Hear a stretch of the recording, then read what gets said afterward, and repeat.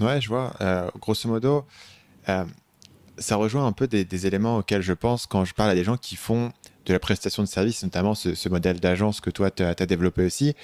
C'est-à-dire qu'ils vont rencontrer généralement deux problématiques et je me demande si c'est... Je suis intéressé d'avoir ton avis là-dessus.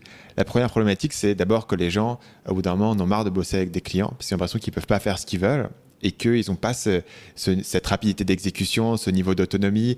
Et je me suis toujours demandé si, est-ce que les gens travaillent avec les mauvais clients? Est-ce que c'est quelque chose qui est rédhibitoire? Est-ce que c'est juste un truc de personnalité ou c'est des gens peut-être qui feraient mieux pour le coup de vendre des Iron Cards derrière l'ordinateur à Bali plutôt que d'essayer de faire du service client? Qu'est-ce que tu penses de... Est-ce que tu vois, c'est un dilemme que toi, tu as déjà vu des gens se trouver dans cette situation où ils sont frustrés de devoir faire du client? Qu'est-ce que tu en penses? C'est une très très bonne question à laquelle j'ai répondu, tu vois, je te disais 5 ans, ça fait 5 ans et demi pour être précis qu'on a créé Cosa Vostra.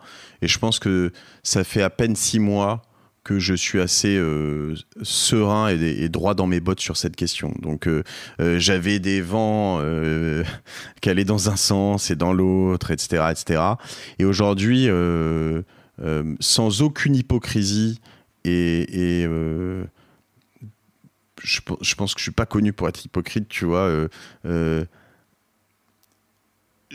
En fait, j'aime bosser pour des clients quand, comme tu le disais, hein, aussi, c'est des gens qui te prennent pas pour un con et qui te parlent bien et qui sont enfin, des gens juste bien élevés et qui comprennent ce que c'est que de travailler en bonne intelligence. Parce qu'en fait, ils m'apprennent beaucoup. Je veux dire, comment veux-tu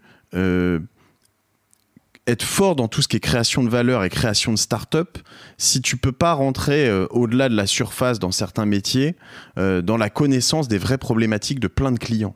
Et du coup, quand tu arrives chez plein de clients, dans du retail, dans du luxe, dans de l'industrie, dans, je sais pas, du conseil RH, dans, enfin, je peux t'en citer plein, et que eux, ils vont t'expliquer leurs problématiques internes, leurs problématiques clients, leurs problématiques de service client, leurs problématiques de prod, et que tu vois un peu tout ça, là, ça te crée plein d'idées, en fait, sur potentiellement des startups à créer ailleurs, pas forcément même que dans leur univers, mais c'est là où, tu vois, tu peux connecter des dots comme on le dit. Et du coup, si t'as pas de dots, ben t'as rien à connecter, tu vois. Et ces clients, ils nous enrichissent réellement en termes alors, évidemment, pas enrichissez personnellement, mais de chiffre d'affaires, ça c'est une chose pour être très basique, mais non, ils nous enrichissent réellement intellectuellement sur tout ça. Donc, en fait, il y a un moment où il faut accepter, en revanche, que quand tu travailles avec un client, tu lui propose un projet qui est le sien. Et toi, tu es là, et nous, on est là, et ce que je demande à mes collaborateurs, c'est de pas être des exécutants. Je leur dis, oui, on fait l'exé, mais on doit lui proposer plus, parce que si on fait que de l'exé et qu'on fait pas de conseils et qu'on lui dit pas, là, tu devrais pas faire ça, là, ton call to action, il est mauvais, là, tel algorithme, il devrait fonctionner comme ça, là, tu devrais brancher sur tel API, sur tel service plutôt que celui-là, parce que c'est pas le bon. Si on n'est pas capable de faire ça, à ce moment-là, ils peuvent bosser avec des gens 8 fois moins chers que nous en Inde. Bon, alors il y a des process qui sont très différents, des barrières culturelles et de langage qui sont autres, hein, mais voilà, nous on apporte beaucoup plus que de l'exécution pure. Donc ça c'est important. Mais donc une fois que tu as accepté que ce projet final, que même si tu lui as dit ça tu devrais pas le faire comme ça, que ça voilà, et qu'il a dit non je le veux comme ça et ça c'est comme ça et puis c'est voilà, bon bah c'est le sien, t'as fait un grand pas. Après, nous, on a cette chance de se dire, on a nos projets à nous en plus, tu vois. Et donc, ceux-là, c'est aussi nos soupapes qui nous permettent aussi de dire à nos clients, attends, c'est comme tu veux. Nous, tu vois, sur tel ou tel projet, on a fait ça comme ça, comme ça, comme ça. Le truc a cartonné et on s'est planté parce qu'avant, on avait fait ça, ça, ça et ça. Et nous, on peut se permettre de se planter sur nos propres projets. Mais quand tu te plantes sur les projets de tes clients, t'as beau être dans un processus startup-like, itératif, etc. Ils aiment pas trop tes clients, tu vois. Mais c'est dommage. Hein. C'est un truc que j'essaye de vendre à mes clients. Leur dire, attention, tu vois, dans la culture startup, tu le dis, on se plante, on rebondit, on valorise l'échec, très bien.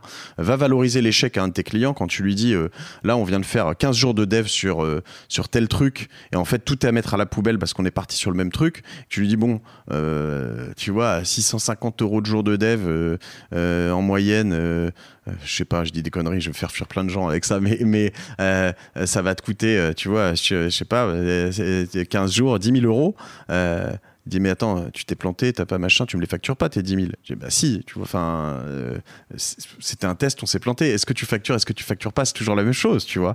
Et dans ce processus itératif, si tu veux travailler en vraie agilité, par exemple, t'es obligé de facturer ça.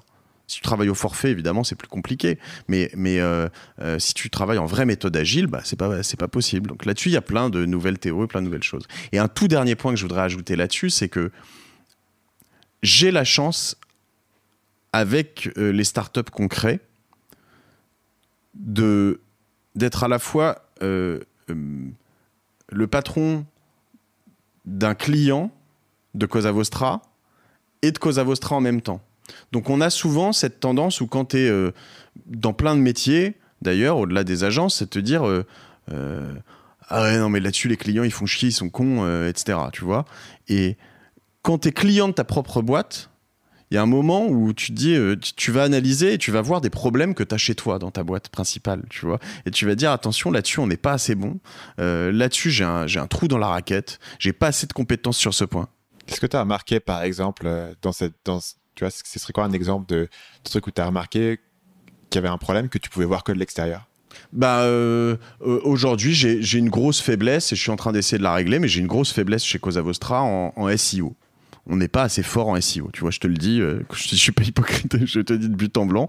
Voilà, j'essaye de racheter une boîte ou de trouver des vraies compétences là-dessus, mais c'est compliqué parce que sur le SEO, tu as plusieurs trucs, tu as plein d'univers, tu vois, tu as des gens, là je bosse avec un partenaire qui est fantastique. Eux, leur prestat, c'est... on parle de prestat de SEO à entre 5 et 10 000 € par mois, tu vois, mais les mecs te font exploser, tu vois, mais t'as les gens qui font alors je sais pas si les gens qui nous écoutent connaissent tout ça bien, mais du off-site, du on-site, du netlinking très approfondi avec des méthodes que je connaissais pas qui sont parfois un peu black ou grey, parfois bon voilà, il y en a que tu te dis ça marche. Bon, et là-dessus, moi, je considère que je dois avoir cette compétence en interne aujourd'hui. Tu vois, je dois l'avoir. C'est pas une option. Tu vois, quand je te disais entre la data et le contenu, si t'es pas un tueur en SEO, voilà. Et recruter des gens là-dessus, c'est compliqué parce que t'as soit des free qui sont très forts, mais qui savent bosser que en free et qui veulent pas forcément être recrutés parce qu'ils gagnent très bien leur vie comme ça. Soit quelques, tu vois, là, ceux avec qui je bosse, c'est toute une bande de centraliens. Les mecs, c'est des tronches incroyables, mais bon, je suis pas sûr de pouvoir les intégrer comme ça. Donc voilà. Donc ça, je l'ai remarqué parce que en fait, on avait une grosse faiblesse là-dessus. Voilà. Sur le projet, on a analysé l'année dernière la gestion de projet. Il y a 18 mois, une faiblesse de méthode. On a changé tous nos process et aujourd'hui, on n'a pas nécessairement changé les personnes, tu vois. On a peu ou prou les mêmes personnes, mais on a une méthode et un process qui est très clair, qui fait qu'aujourd'hui, le projet, ça se passe nickel. Ok. Salut, c'est Stan, j'espère que vous avez apprécié cet extrait du podcast Marketing Mania. Bien sûr, vous pouvez retrouver l'ensemble des épisodes du podcast, y compris les instructions sur comment vous abonner sur l'application Apple Podcast ou sur votre téléphone Android en vous rendant sur mon site à l'adresse marketingmania.fr/podcast. Je vous ai mis le lien dans la description de cette vidéo.